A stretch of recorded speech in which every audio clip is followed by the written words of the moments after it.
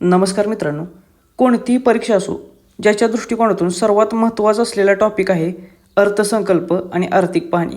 त्यापैकीच भारताचा अर्थसंकल्प नुकताच जाहीर झालेला आहे आणि त्याच्यावरती परीक्षेत प्रश्न विचारण्याची शक्यता देखील जास्त आहे. त्यामुळे या व्हिडिओमध्ये आपण भारताचा अर्थसंकल्प 2026 हा प्रश्नोत्तरांच्या स्वरूपात पाहणार आहोत.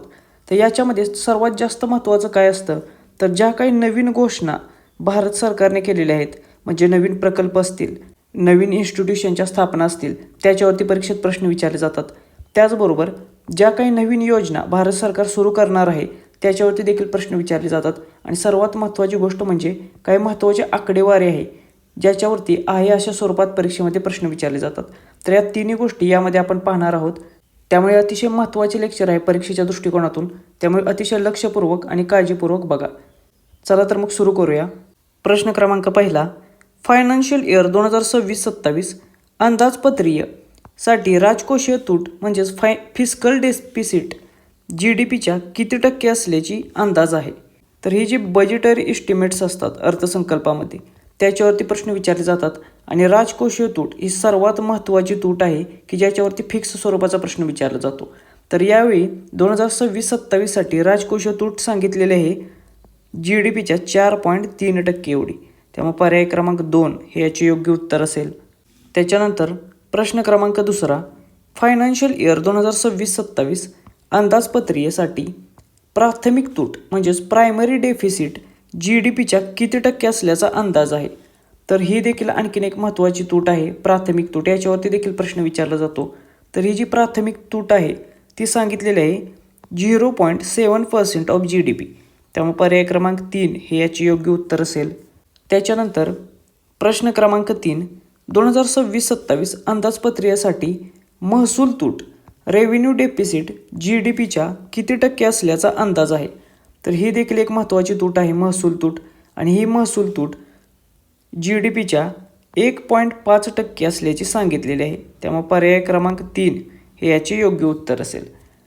फायनान्शियल इयर 2026-27साठी हे जे बजेटरी इस्टिमेट्स आहेत म्हणजेच जे अंदाज आहेत बजेटमधले, अर्थसंकल्पामधले प्रमुख तुटीच्या आकड्यांवरचे, त्याच्यावरती फिक्स स्वरूपाचे प्रश्न विचारले जातात.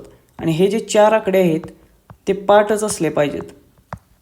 त्यामुळे ह्याची मी इथे एक वेगळी स्लाईड केलेली आहे की जेणेकरून तुम्हाला हे पाठ करता येतील. तर फिस्कल डेफिसिट म्हणजेच राजकोषीय तूट आहे 4.3% ऑफ GDP, 4.3%. रेव्हेन्यू डेफिसिट म्हणजेच महसूल तूट आहे 1.5% ऑफ GDP म्हणजे 1.5%.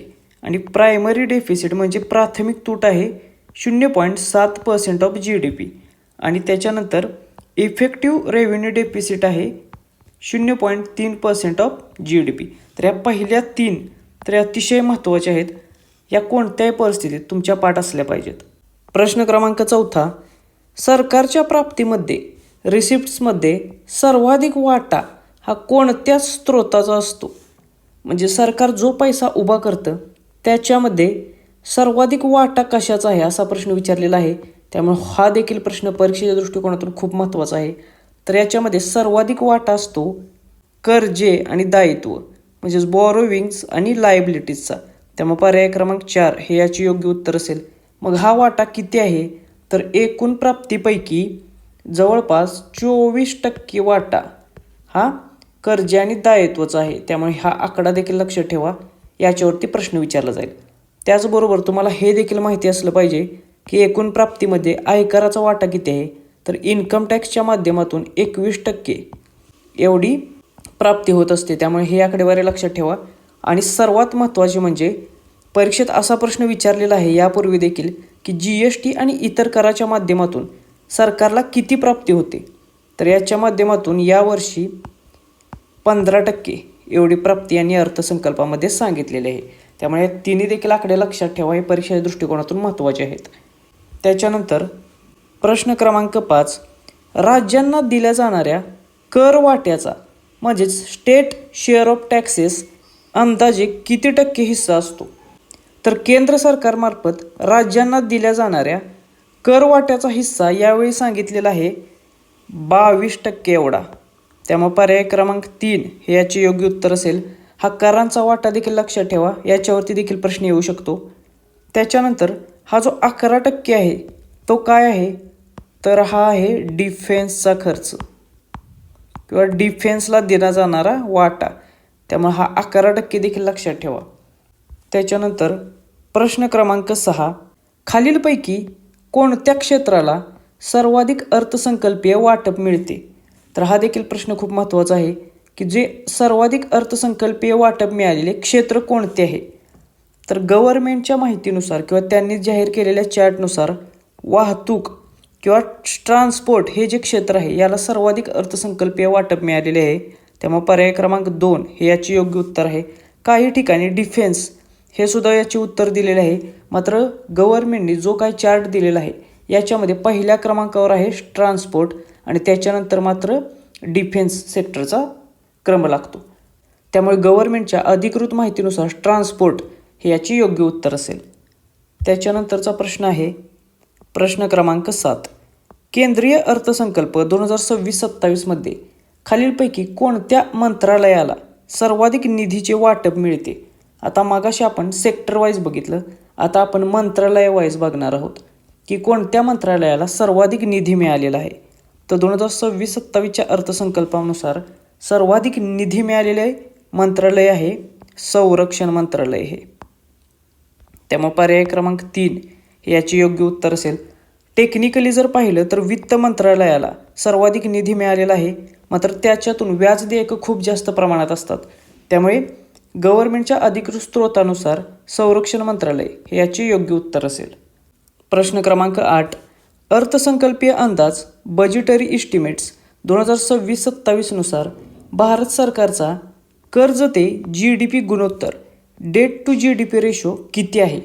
हा देखील एक खूप महत्त्वाचा प्रश्न आहे. हा देखील प्रश्न विचारला जातो की भारत सरकारचे जे कर्ज ते GDP गुणोत्तर आहे ते या 2026-27च्या अर्थसंकल्पानुसार 55.6% एवढे सांगितलेले आहे. त्यामुळे पर्याय क्रमांक 3 हे याचे योग्य उत्तर असेल. हा देखील आकडा तोंडपाठ करून ठेवा, याच्यावरती देखील प्रश्न विचारला जातो. त्याच्यानंतर प्रश्न क्रमांक 9, अर्थसंकल्प 2026 मध्ये जाहीर केलेले डेडिकेटेड रेअर अर्थ कॉरिडॉर्स हे दुर्मिळ खनिजांच्या खाणकाम, प्रक्रिया, संशोधन आणि उत्पादनासाठी कोणत्या राज्यांच्या गटाला समर्थन देण्यासाठी आहेत. तर ही एक नवीन योजना किंवा स्कीम जाहीर केलेली आहे अर्थसंकल्पामध्ये, डेडिकेटेड रेअर अर्थ कॉरिडॉर्स. आणि हे जे कॉरिडॉर्स आहेत हे कशासाठी आहेत, तर जी काही रेअर मिनरल्स आहेत किंवा खनिजे आहेत त्यांच्यासाठी खाणकाम प्रक्रिया, संशोधन आणि त्यांच्या उत्पादनाला चालना देण्यासाठी हा प्रकल्प जाहीर करण्यात आलेला आहे. मग या कोणत्या राज्यांसाठी आहे, तर तो आहे ओडिसा, केरळ, आंध्र प्रदेश आणि तमिळनाडू या राज्यांच्या गटासाठी. त्यामुळे पर्याय क्रमांक 2 हे याचे योग्य उत्तर असेल. प्रश्न क्रमांक 10, अर्थसंकल्प 2026 मध्ये चॅम्पियन SMEs तयार करण्यासाठी कोणते आर्थिक सहाय्य जाहीर करण्यात आलेले आहे. तर या अर्थसंकल्पामध्ये जे काही लघु आणि मीडियम म्हणजे मध्यम उपक्रम आहेत, स्मॉल आणि मीडियम एंटरप्राइजेस, त्यांच्यासाठी चॅम्पियन SME तयार करण्यासाठी घोषणा करण्यात आलेली आहे आणि त्यासाठी आर्थिक सहाय्य देखील जाहीर केलेले आहे. मग ते किती आहे, तर ते आहे 10,000 कोटी SME ग्रोथ फंड म्हणून. त्यामुळे 10,000 कोटी लक्षात ठेवा, ज्याची घोषणा स्मॉल आणि मीडियम एंटरप्राइजेसला चॅम्पियन बनवण्यासाठी करण्यात आलेले आहे. त्यामुळे पर्याय क्रमांक 2 हे याचे योग्य उत्तर असेल. जे विद्यार्थी TCS आणि IBPS पॅटर्ननुसार चालू घडामोडींची तयारी करत आहेत त्यांच्यासाठी आपला एक चालू घडामोडींचा कोर्स आहे, ज्याच्यामध्ये आपण जानेवारी 2025 ते जानेवारी 2026 अशा 13 महिन्यांच्या चालू घडामोडी घेतलेल्या आहेत.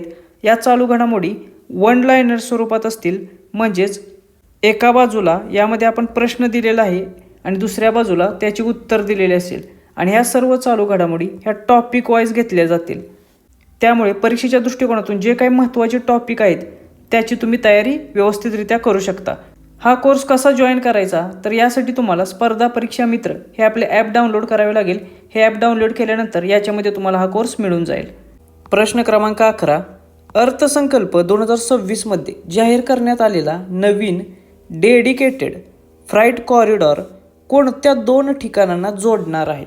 तर हा जो डेडिकेटेड फ्राईट कॉरिडॉर आहे तो कशासाठी आहे, तर हा डेडिकेटेड फ्राईट कॉरिडॉर आहे.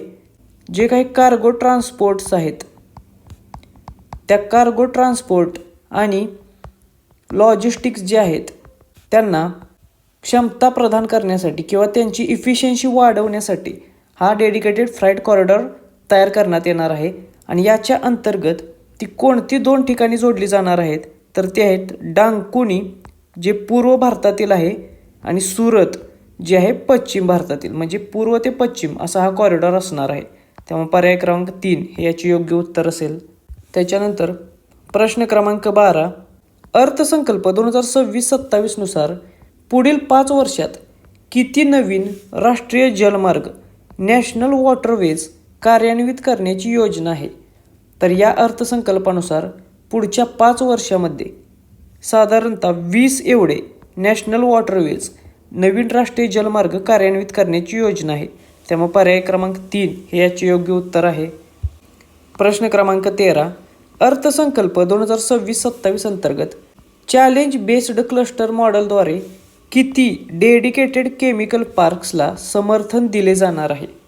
तर या अर्थसंकल्पात केमिकल पार्कसाठी देखील तरतूद आहे आणि या अंतर्गत चॅलेंज बेस्ड क्लस्टरद्वारे किंवा हे एक मॉडेल स्वीकारलेले आहे आणि या मॉडेलद्वारे 3 डेडिकेटेड केमिकल पार्क्सला समर्थन केले जाणार आहे किंवा सपोर्ट दिला जाणार आहे. त्यामुळे पर्याय क्रमांक 2 हे याचे योग्य उत्तर असेल. प्रश्न क्रमांक 14, अर्थसंकल्प 2026-27 नुसार किती नवीन अखिल भारतीय आयुर्वेद संस्था all India institute of Ayurveda स्थापन करण्याचा प्रस्ताव आहे. तर हा देखील खूप महत्त्वाचा प्रश्न असेल परीक्षेसाठी. तर अर्थसंकल्प 2026-27 मध्ये नवीन अखिल भारतीय आयुर्वेद संस्था स्थापन करण्याचा देखील प्रस्ताव आहे आणि याच्या अंतर्गत 3 अखिल भारतीय आयुर्वेद संस्था स्थापन करण्याची घोषणा केलेली आहे. त्यामुळे पर्याय क्रमांक 3 हे याचे योग्य उत्तर असेल. याच्यामुळे काय होईल, तर जे काय आयुर्वेद किंवा आयुषशी संबंधित एज्युकेशन आहे किंवा रिसर्च आहे किंवा हेल्थकेअर सर्व्हिसेस आहे याला बूस्ट मिळेल किंवा याला मजबूती प्रदान केली जाईल.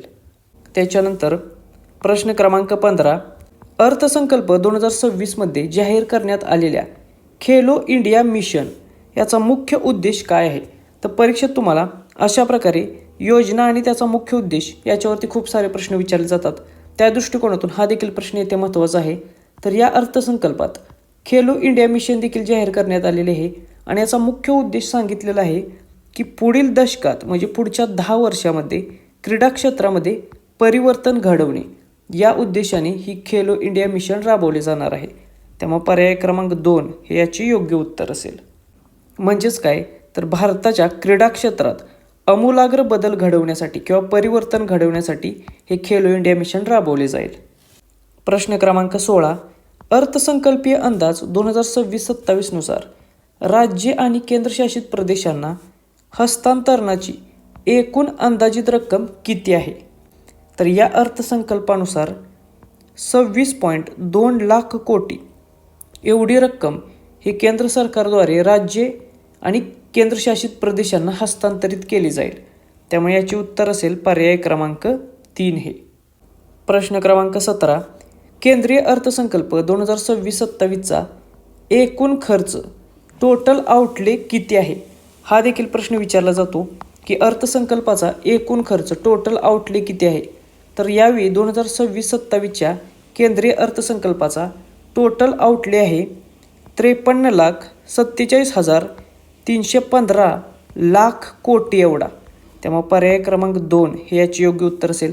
हा देखील आकडा तुमचा पाठ असला पाहिजे, याच्यावरती देखील प्रश्न विचारला जातो. किंवा 53.50 लाख कोटी असा देखील आकडा तुम्ही लक्षात ठेवू शकता.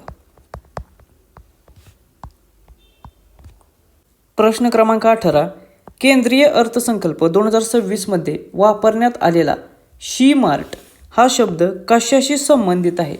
तर अशा स्वरूपाचा देखील प्रश्न तुम्हाला विचारला जाईल की हा जो शी मार्ट आहे तो कशाशी संबंधित आहे. तर तो आहे सेल्फ हेल्प एंटरप्रिन्युअर्स याच्याशी संबंधित. म्हणजे सेल्फ हेल्प एंटरप्रिन्युअर्स मार्ट असा हा शब्द आहे. त्यामुळे पर्याय क्रमांक 3 हे याचे योग्य उत्तर आहे. मग हे जे शी मार्ट्स आहेत ते जे महिलांचे सेल्फ हेल्प ग्रुप आहेत, SHGs किंवा जे बचत गट आहेत त्यांच्यासाठी प्लॅटफॉर्म म्हणून उपलब्ध करून देणार आहेत. म्हणजेच काय, तर या स्मॉल बचत गटांना किंवा महिलांच्या लघु उद्योगांना त्यांच्या तयार केलेल्या वस्तू विकण्यासाठी किंवा दाखवण्यासाठी हा शी-मार्ट एक प्लॅटफॉर्म म्हणून उपयोगाला येईल. त्याच्यानंतर प्रश्न क्रमांक 19, ऑरेंज इकॉनॉमी म्हणजे काय? तर या अर्थसंकल्पामध्ये ऑरेंज इकॉनॉमी हा शब्द वापरला गेलेला आहे. त्यामुळे याच्यावरती देखील तुम्हाला प्रश्न येऊ शकतो की या ऑरेंज इकॉनॉमी म्हणजे नक्की काय? तर ऑरेंज इकॉनॉमीचा अर्थ होतो जे काही आपले पारंपरिक उत्पादन आहेत किंवा उत्पादनाशी संबंधित क्षेत्रे आहेत त्यांच्याऐवजी कल्पना, तंत्रज्ञान, टेक्नॉलॉजी, संस्कृती आणि बौद्धिक संपत्तीवर म्हणजे आर्टिफिशियल इंटेलिजन्स असेल याच्यावर आधारित असलेल्या क्षेत्रांना असे ऑरेंज इकॉनॉमी असे म्हटले जाते. त्यामुळे पर्याय क्रमांक 2 हे याचे योग्य उत्तर असेल. आता याच्या संबंधी थोडंसं डिटेलमध्ये आपण बघूया कारण याच्यावरती प्रश्न येऊ शकतो. तर ही जी ऑरेंज इकॉनॉमी आहे ती म्हणजे मागाशीच आपण बघितल्याप्रमाणे कल्पना, सर्जनशीलता, तंत्रज्ञान, संस्कृती आणि बौद्धिक संपदा याच्यावर आधारित असलेली आर्थिक क्षेत्रे आहेत. याच्यामध्ये कशाचा समावेश होतो? मग चित्रपट आणि मीडिया क्षेत्र असेल, संगीत आणि कला क्षेत्र, डिझाईन आणि फॅशन इंडस्ट्रीज, गेमिंग आणि सॉफ्टवेअर इंडस्ट्री, जाहिरात आणि क्रिएटिव्ह उद्योग. म्हणजेच काय, जेथून क्रिएटिव्ह आयडियाजच्या माध्यमातून ज्या क्षेत्रांमधून उत्पन्न निर्माण होते त्यांना ऑरेंज इकॉनॉमी असे म्हटले जाते. म्हणजेच आता जे कंटेंट क्रिएटर्स आहेत किंवा सोशल मीडियावरती ते देखील या ऑरेंज इकॉनॉमीमध्ये समाविष्ट होतात आणि त्या दृष्टिकोनातून त्याला बूस्ट देण्यासाठी हे ऑरेंज इकॉनॉमीला सपोर्ट या अर्थसंकल्पामध्ये करण्यात आलेला आहे. आणि या ऑरेंज इकॉनॉमीलाच ना अजून एक नाव आहे आणि ते आहे क्रिएटिव्ह इकॉनॉमी. त्यामुळे हे देखील लक्षात ठेवा, orange economy means also creative economy. त्याच्यानंतर या ऑरेंज इकॉनॉमीच्या अंतर्गत बजेटमध्ये AVGC म्हणजेच काय, तर ॲनिमेशन, व्हिज्युअल इफेक्ट्स, गेमिंग आणि कॉमिक्स या content creator labs 15,000 secondary schools आणि 500 कॉलेजेसमध्ये उभारण्यात येणार आहेत. म्हणजे ॲनिमेशन असेल, व्हिज्युअल इफेक्ट्स असतील, गेमिंग असतील आणि कॉमिक्स असतील याला सपोर्ट्स देण्यासाठी 15,000 क्रिएटर लॅब ह्या सेकंडरी स्कूलमध्ये आणि 500 क्रिएटर लॅब्स ह्या कॉलेजेसमध्ये उभारण्यात येणार आहेत. त्यामुळे हे देखील तुम्ही लक्षात ठेवा, याच्यावरती देखील ते प्रश्न विचारू शकतात. त्याच्यानंतर प्रश्न क्रमांक 20, भारत विस्तार बद्दल तुम्हाला काय समजते? तर हा देखील आणखीन एक महत्त्वाचा शब्द आहे किंवा प्रकल्प आहे ज्याच्यावरती आपल्या अर्थसंकल्पामध्ये भाष्य केलेलं आहे. तर हा जो भारत विस्तार आहे तो आहे कृषी पद्धतींसाठी ॲग्रिस्टॅक पोर्टल आणि ICAR पॅकेज AI प्रणालींसोबत एकत्रित करणारे बहुभाषिक AI साधन. त्यामुळे पर्याय क्रमांक 4 हे याचे योग्य उत्तर आहे. मग याच्यातून काय समजलं, तर हे भारत विस्तार हे एक AI टूल आहे. ज्या प्रकारे ChatGPT आहे, जेमिनी आहे, त्याच प्रकारे हे शेतकऱ्यांसाठी AI टूल असेल ज्याच्या माध्यमातून शेतकऱ्यांना विविध गोष्टी समजवल्या जातील किंवा विविध गोष्टींची माहिती दिली जाईल. त्यामुळे एवढंच तुम्ही लक्षात ठेवा की हे एक शेतकऱ्यांसाठी AI टूल असेल आर्टिफिशियल इंटेलिजन्सवर आधारित असलेले. प्रश्न क्रमांक 21, केंद्रीय अर्थसंकल्प 2026-27 नुसार फायनान्शियल इयर 2026-27साठी सार्वजनिक भांडवली खर्च म्हणजेच पब्लिक कॅपिटल एक्सपेंडिचर ज्याला आपण कॅपेक्स म्हणतो तो किती राखीव आहे? आता हा जो पब्लिक कॅपिटल एक्सपेंडिचर किंवा आपण कॅपेक्स म्हणतो तो फंड कशासाठी असतो? तर हा फंड असतो टू बूस्ट इन्फ्रास्ट्रक्चर. म्हणजे देशामध्ये जे काही इन्फ्रास्ट्रक्चर आहे किंवा जे काही प्रकल्प आहेत ते उभा करण्यासाठी हा फंड उपयोगाला येतो. मग ज्याच्या माध्यमातून हायवे असतील, रेल्वे असतील, पॉवर प्रोजेक्ट असतील, वीज निर्मिती असेल किंवा ज्या लाँग टर्म ॲसेट आपण तयार करतो देशासाठी त्याला कॅपेक्स म्हणतात. आणि तो 2026-27च्या या केंद्रीय अर्थसंकल्पानुसार किती सांगितलेला आहे? तर तो आहे 12.2 लाख कोटी एवढा. त्यामुळे पर्याय क्रमांक 4 याची योग्य उत्तर असेल.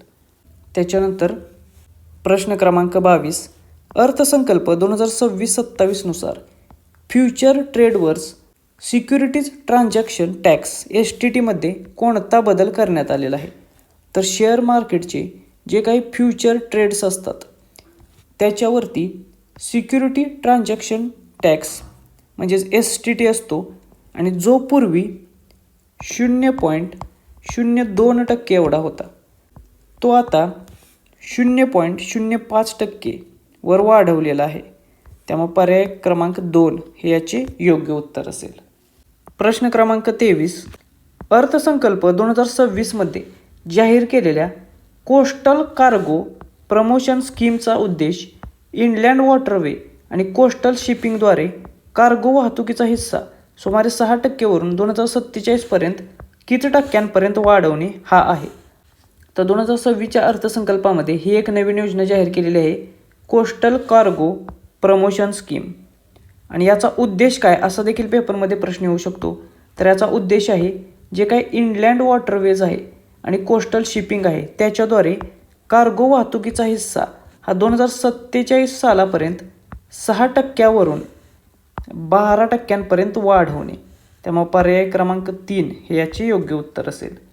प्रश्न क्रमांक 24 केंद्रीय अर्थसंकल्प 2026-27मध्ये SASCI म्हणजे खालीलपैकी कोणते? तर याचा लॉंग फॉर्म तुम्हाला माहीत असला पाहिजे. तरी SASCIचा लॉंग फॉर्म होतो special assistance to states for capital investment. म्हणजे ही एक योजना जाहीर केलेली आहे केंद्र सरकारने की ज्याच्या अंतर्गत जी काही राज्ये आहेत त्यांना स्पेशल असिस्टन्स म्हणजे सपोर्ट दिला जाईल, फायनान्शियल किंवा पैसे दिले जातील जर त्या राज्याला इन्फ्रास्ट्रक्चर उभारणी करायची असेल तर त्याच्यासाठी हा फंड असेल. त्यामुळे पर्याय क्रमांक 4 हे याची योग्य उत्तर असेल. प्रश्न क्रमांक 25 अर्थसंकल्प 2026-27मध्ये नमूद केलेली CCUS योजना खालीलपैकी कोणाशी संबंधित आहे? तर ही देखील एक महत्त्वाची योजना आहे परीक्षेच्या दृष्टिकोनातून. तर या CCUS या योजनेचा लॉंग फॉर्म काय होतो? तर या योजनेचा लॉंग फॉर्म होतो carbon capture utilization and storage. तर CCUS ही एक टेक्नॉलॉजी तंत्रज्ञान आहे ज्याच्या अंतर्गत कार्बन डायऑक्साईड हा कॅप्चर केला जातो, त्याला युटिलाइज केलं जातं, त्याचा वापर वेगवेगळ्या गोष्टींसाठी केला जातो आणि त्याला स्टोअर केलं जातं. म्हणजेच काय होणार मग याच्यामुळे? तर जे काही प्रदूषण आहे, पॉल्युशन आहे ते कमी करणार ही यंत्रणा किंवा टेक्नॉलॉजी. आणि त्यासाठीच हे योजनेला सपोर्ट केलेला आहे. आणि याच योजनेअंतर्गत पुढच्या 5 वर्षात याच्यासाठी 20,000 कोटी एवढा निधी मंजूर केलेला आहे या अर्थसंकल्पामध्ये. त्यामुळे पर्याय क्रमांक 2 याचे योग्य उत्तर आहे. ही योजना लक्षात ठेवा, याच्यावरती प्रश्न येऊ शकतो. प्रश्न क्रमांक 26 अर्थसंकल्प 2026मध्ये शहरांदरम्यान ग्रोथ कनेक्टर्स म्हणून किती हाय स्पीड रेल कॉरिडॉर्सची जाहीर करण्यात आलेले आहेत? तर या अर्थसंकल्पामध्ये वेगवेगळ्या शहरांदरम्यान ग्रोथ कनेक्टर्स निर्माण करण्यात आलेले आहेत आणि याच्या अंतर्गत साधारणतः 7 एवढे हाय स्पीड रेल कॉरिडॉर्स जाहीर करण्यात आलेले आहेत. त्यामुळे पर्याय क्रमांक 3 हे याचे योग्य उत्तर असेल. मग या 7 पैकी 2 महाराष्ट्रात आहेत, एक आहे मुंबई पुणे आणि दुसरा आहे पुणे हैदराबाद. त्यामुळे परीक्षेत असा देखील प्रश्न येऊ शकतो की शहरांदरम्यान ग्रोथ कनेक्टर्स म्हणून किती हाय स्पीड रेल कॉरिडॉर्स महाराष्ट्रातून जातील? तर त्याचे उत्तर असेल 2 एवढे. प्रश्न क्रमांक 27 अर्थसंकल्प 2026मध्ये जाहीर करण्यात आलेल्या महात्मा गांधी ग्राम स्वराज्य उपक्रमाचा मुख्य उद्देश कोणत्या क्षेत्रांना बळकटी देणे हा आहे?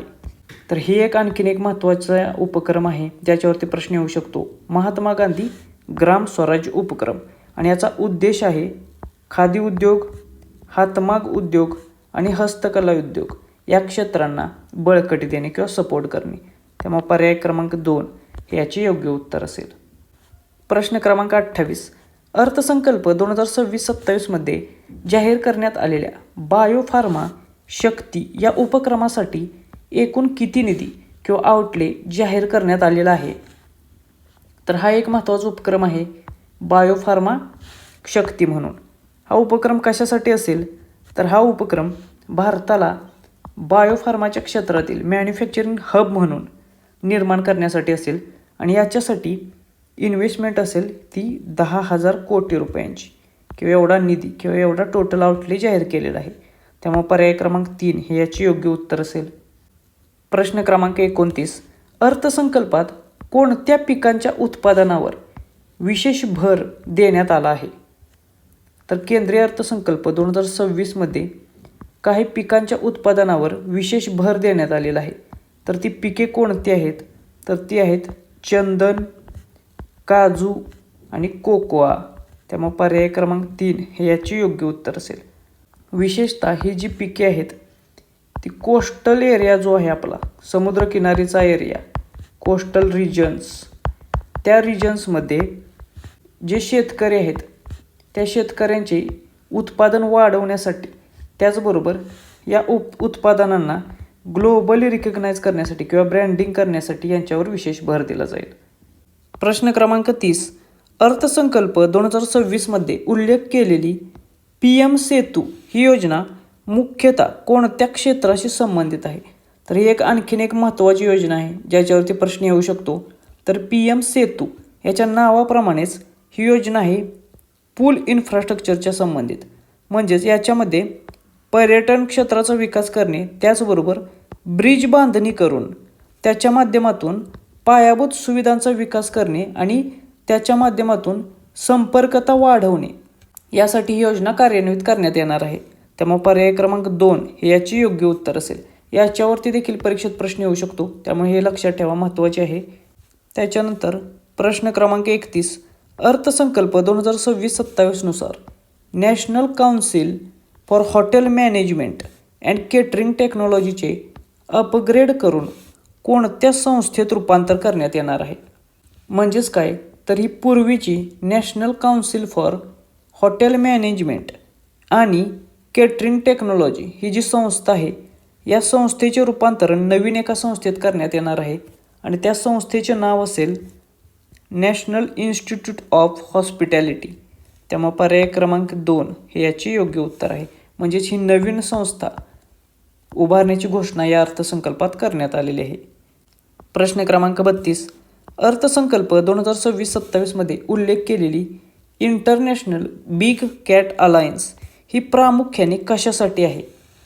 तर ही जी इंटरनॅशनल बिग कॅट अलायन्स आहे ही अलायन्स आहे जे काही मांजर प्रजातीचे किंवा मोठ्या मांजर प्रजातीचे प्राणी आहेत त्यांच्या जागतिक संवर्धनासाठी समन्वय साधणे या उद्देशाने ही अलायन्स निर्माण करण्यात आलेली आहे आणि यासाठी भारताने पुढाकार घेतलेला आहे. त्यामुळे पर्याय क्रमांक 2 याचे योग्य उत्तर असेल. म्हणजेच बिबट्या, वाघ हे जे मांजर कुळातील प्राणी आहेत यांच्या संवर्धनासाठी जागतिक लेवलला प्रयत्न करणे आणि त्याच्यासाठी एक संस्था उभारणे, प्लॅटफॉर्म उभारणे याच्यासाठी ही अलायन्स काम करेल. प्रश्न क्रमांक 33. अर्थसंकल्प 2026-27 नुसार न्यू इन्कम टॅक्स ॲक्ट 2025 कधीपासून लागू होईल?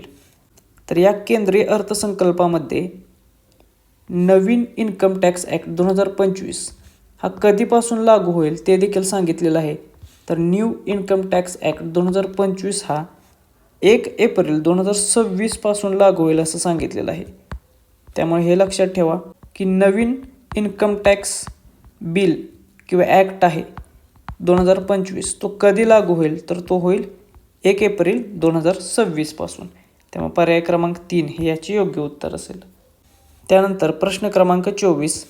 अर्थसंकल्पाला किती कर्तव्यांपासून प्रेरणा मिळालेली आहे? तर अर्थसंकल्प मांडत असताना निर्मला सीतारामन यांनी 3 कर्तव्ये सांगितलेली आहेत आणि त्या 3 कर्तव्यांपासून हा अर्थसंकल्प प्रेरित असेल. त्यामुळे पर्याय क्रमांक 2 याचे योग्य उत्तर असेल. तर ती 3 कर्तव्ये कोणती? पहिले कर्तव्य आहे to accelerate and sustain economic growth. म्हणजेच काय, तर उत्पादकता आणि स्पर्धात्मकता वाढवून आपल्या देशाच्या आर्थिक विकासाच्या गतीला अजून वाढवणे आणि ती गती कायम राखणे किंवा सस्टेन करणे. त्याच्यानंतर दुसरे कर्तव्य सांगितलेले आहे fulfil aspirations of the people. म्हणजे लोकांच्या आकांक्षा पूर्ण करणे, म्हणजेच त्यांची क्षमता वाढवणे, त्यांना मजबूत बनवणे, देशाला समृद्ध करणे. आणि तिसरे कर्तव्य आहे व्हिजन ऑफ सबका साथ आणि सबका विकास. म्हणजेच काय, तर देशातील प्रत्येक व्यक्तीपर्यंत देशातील संसाधने असतील, सुविधा असतील किंवा संधी असतील त्या उपलब्ध करून देणे. तर अशी ही 3 कर्तव्य आहेत ज्याच्यापासून हा अर्थसंकल्प 2026चा प्रेरित होता. त्यामुळे याच्यावरती देखील प्रश्न विचारणं अपेक्षित आहे. त्यानंतर प्रश्न क्रमांक 35, अर्थसंकल्प 2026-27 मधील उच्च स्टेम शिक्षण सहाय्य उपक्रमांतर्गत सरकार मुलींसाठी वसतिगृह कोणत्या स्तरावर स्थापन करण्याची योजना आखत आहे? तर सर्वात आधी हे स्टेम म्हणजे काय हे लक्षात घ्या. तर याचा फुल फॉर्म होतो सायन्स, त्याच्यानंतर टेक्नॉलॉजी,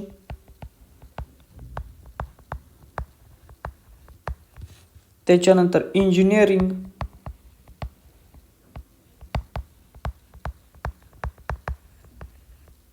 आणि मॅथमॅटिक्स.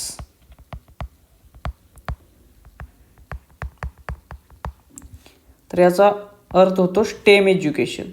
आणि या स्टेम एज्युकेशनच्या माध्यमातून किंवा याच्यासाठी एक योजना आखलेली आहे सरकारने, उच्च स्टेम शिक्षण सहाय्य उपक्रम.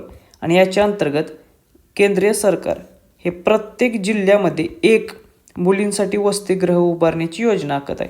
त्यामुळे पर्याय क्रमांक 3 हे याचे योग्य उत्तर असेल. याच्यावरती देखील प्रश्न येऊ शकतो. हे खूप महत्त्वाची योजना आहे.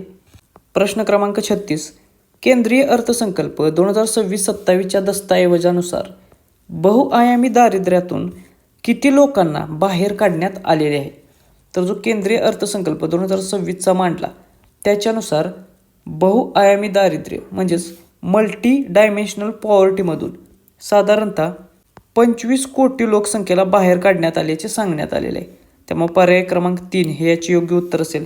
हा देखील खूप महत्त्वाचा असलेला प्रश्न आहे. याच्यावरती डायरेक्ट प्रश्न विचारला जाईल की मल्टी डायमेन्शनल पॉवर्टीमधून किती लोकांना, भारतीय व्यक्तींना बाहेर काढण्यात आलेले आहे? तर त्याचे उत्तर असेल 25 कोटी एवढे. प्रश्न क्रमांक 37, अर्थसंकल्प 2026-27 मध्ये जाहीर केलेला टर्टल ट्रेल्स हा उपक्रम किनारी भागांमध्ये विकसित केला जात आहे. त्यामध्ये खालीलपैकी कोणते राज्य समाविष्ट आहे? तर हा एक नवीन उपक्रम जाहीर केलेला आहे टर्टल ट्रेल्स. याच्या माध्यमातून जे काही कासवांच्या लुप्त होत असलेल्या प्रजाती आहेत त्यांची जी प्रजनन केंद्रे आहेत किंवा स्थळे आहेत किनारी प्रदेशांमध्ये त्यांचे संवर्धन करण्यासाठी हा उपक्रम असेल. आणि त्याच्या अंतर्गत ओडिसा, कर्नाटक आणि केरळ या राज्यांच्या किनारी भागांचा याच्यामध्ये समावेश असेल. त्यामुळे पर्याय क्रमांक 2 हे याचे योग्य उत्तर आहे. प्रश्न क्रमांक 38, अर्थसंकल्प 2026-27 नुसार एकात्मिक विकासासाठी किती जलाशय किंवा रिझर्वायर्स आणि अमृत सरोवरांची योजना आहे? तर इंटिग्रेटेड डेव्हलपमेंटसाठी एकूण 500 रिझर्वायर्स आणि अमृत सरोवरांच्या निर्मितीची योजना आहे. त्यामुळे पर्याय क्रमांक 3 हे याचे योग्य उत्तर आहे. प्रश्न क्रमांक 39, वित्त आयोगाच्या उभ्या वाटपाचा म्हणजेच व्हर्टिकल डिव्होल्यूशन म्हणजेच काय? तर राज्यांना दिल्या जाणाऱ्या केंद्र सरकारच्या करांच्या वाट्याचा हिस्सा किती टक्क्यांवर कायम ठेवण्यात आलेला आहे? तर वित्त आयोग जो हिस्सा सुचवते की ज्याच्या अंतर्गत केंद्र सरकारच्या करांच्या माध्यमातून राज्यांना हिस्सा दिला जातो, तर तो वाटा 41% कायम ठेवण्यात आलेला आहे. त्यामुळे पर्याय क्रमांक 3 हे याचे योग्य उत्तर आहे. हा देखील प्रश्न खूप महत्त्वाचा आहे परीक्षेच्या दृष्टिकोनातून. प्रश्न क्रमांक 40, माउंटन ट्रेल्स विकसित करण्यासाठी कोणती दरी किंवा व्हॅली निवडण्यात आलेली आहे? तर माउंटन ट्रेल विकसित करणे म्हणजेच काय? तर याच्या माध्यमातून जे इको टुरिझम आहे त्याचबरोबर जे काही ॲडव्हेंचर स्पोर्ट्स आहेत किंवा ॲडव्हेंचर टुरिझम असं म्हटलं जातं त्याला बढावा देण्यासाठी किंवा त्याला चालना देण्यासाठी माउंटन ट्रेल्स विकसित करण्यात येणार आहे. आणि त्याच्यासाठी अराकू दरी किंवा अराकू व्हॅली निवडण्यात आलेली आहे. त्यामुळे पर्याय क्रमांक 2 हे याचे योग्य उत्तर असेल. मग ही अराकू दरी कोठे आहे? तर ते आहे आंध्र प्रदेश या राज्यामध्ये. भारताच्या पूर्वीय घाट जे आहेत त्या पूर्व घाटामध्ये ही अराकू दरी आहे. आणि तेथेही त्याच्या माध्यमातून इको टुरिझम आणि ॲडव्हेंचर टुरिझमला चालना देण्यात येणार आहे. प्रश्न क्रमांक 41, अर्थसंकल्प 2026-27 नुसार अंतर्गत जलमार्गांसाठी जहाज दुरुस्ती सुविधा कोणत्या शहरांमध्ये विकसित केल्या जाणार आहेत? तर जे काही इनलँड वॉटरवेज आहेत, अंतर्गत जलमार्ग आहेत, त्यांच्या जहाजांची दुरुस्ती सुविधा निर्माण करण्यासाठी किंवा विकसित करण्यासाठी वाराणसी आणि पटना ही 2 केंद्रे ठरवण्यात आलेली आहेत. त्यामुळे पर्याय क्रमांक 3 हे याचे योग्य उत्तर असेल. त्याच्यानंतर प्रश्न क्रमांक 42, अर्थसंकल्प 2026-27 जाहीर केल्याप्रमाणे खगोलशास्त्राला प्रोत्साहन देण्यासाठी किती नवीन दुर्बिणी किंवा टेलिस्कोप उभारण्यात येणार आहेत? तर हा देखील एक खूप महत्त्वाचा प्रश्न आहे की खगोलशास्त्राला प्रोत्साहन म्हणून एकूण 3 नवीन दुर्बिणी टेलिस्कोप उभारण्यात येणार आहेत. त्यामुळे पर्याय क्रमांक 2 हे याचे योग्य उत्तर असेल. प्रश्न क्रमांक 43, बर्ड वॉचिंग ट्रेल्स स्थापन करण्याचा प्रस्ताव कोठे ठेवण्यात आलेला आहे? तर हे एक नवीन प्रकल्प असेल बर्ड वॉचिंग ट्रेल्स, आणि हा स्थापन करण्यात येणार आहे पुलकित सरोवर येथे. त्यामुळे पर्याय क्रमांक 2 हे याचे योग्य उत्तर आहे. प्रश्न क्रमांक 44, अर्थसंकल्पात नेट झिरो कार्बन उत्सर्जनाचे लक्ष्य कोणत्या वर्षापर्यंत पुन्हा एकदा अधोरेखित करण्यात आलेले आहे? तर आपण जे नेट झिरो कार्बन उत्सर्जनाचे लक्ष्य ठेवलेले आहे भारत देशाने, त्याला या अर्थसंकल्पात पुन्हा एकदा अधोरेखित केलेले आहे. आणि कोणत्या वर्षापर्यंत आपण नेट झिरो कार्बन उत्सर्जनाचे लक्ष्य ठेवलेले आहे? तर ते वर्ष आहे 2070 हे. म्हणजे 2070पर्यंत भारत नेट झिरो कार्बन उत्सर्जनाचे लक्ष्य हासिल करेल. त्यामुळे पर्याय क्रमांक 4 हे याचे योग्य उत्तर आहे. त्यानंतर प्रश्न क्रमांक 45, अर्थसंकल्पामध्ये खालीलपैकी कोणती वस्तू महाग झालेली आहे? तर हा देखील परीक्षेच्या दृष्टिकोनातून एक खूप महत्त्वाचा प्रश्न आहे. अर्थसंकल्प 2026मध्ये काही वस्तू स्वस्त आणि काही वस्तू महाग झालेल्या आहेत. तर त्याच्यापैकी कर्करोगावरील औषधे, इलेक्ट्रॉनिक व्हेकलच्या बॅटरीज आणि बायोगॅस हे स्वस्त झालेले आहे. तर परदेशी परफ्यूम यासारखी ज्या काही लक्झरियस वस्तू आहेत त्या महाग झालेल्या आहेत. त्यामुळे पर्याय क्रमांक 3 हे याचे योग्य उत्तर असेल. तर अशा रीतीने आपण भारत सरकारचा जो बजेट होता 2026चे, त्याच्यावरती परीक्षेच्या दृष्टिकोनातून ज्या काही महत्त्वाचे प्रश्न आहेत ते सर्व प्रश्न कव्हर करण्याचे ते प्रश्न केलेला आहे. याच्यामध्ये जी आकडेवारी आपण सांगितलेली आहे ती शक्यतो पाठ करण्याचा प्रयत्न करा. लक्षात राहत नसेल तर मल्टिपल टाइम्स तुम्ही ते रिवाईज करू शकता, लिहून काढा, किंवा हा व्हिडिओ पुन्हा पुन्हा तुम्ही बघू शकता. कारण याच्यावरती परीक्षेमध्ये प्रश्न विचारण्याची खूप जास्त शक्यता आहे. याच्यानंतर आपण भारताचा जो इकॉनॉमिक सर्वे आहे त्याच्यावरती देखील प्रश्न विचारले जातात. त्यामुळे इकॉनॉमिक सर्वेची याच्यानंतर आपण लेक्चर घेणार आहोत. तो देखील आपण असंच MCQ स्वरूपात बघू. त्यामुळे त्याचा देखील तुम्हाला फायदा होईल. ज्यांनी अजून आपली सरळ सेवा भरती 2026ची बॅच घेतलेली नाही ती तुम्ही घेऊ शकता. याचा तुम्हाला करंट अफेअरच्या अभ्यासामध्ये 100% फायदा होईल. ही बॅच तुम्हाला करंट अफेअरमध्ये जास्तीचे मार्क्स देण्यासाठी उपयुक्त ठरेल.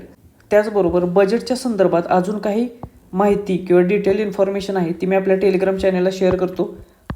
त्यासाठी तुम्ही आपल्या टेलिग्राम चॅनल जॉईन करा. त्याची लिंक खाली आपल्या डिस्क्रिप्शन बॉक्समध्ये दिलेली आहे. भेटूया नेक्स्ट लेक्चरच्या माध्यमातून. थँक्यू.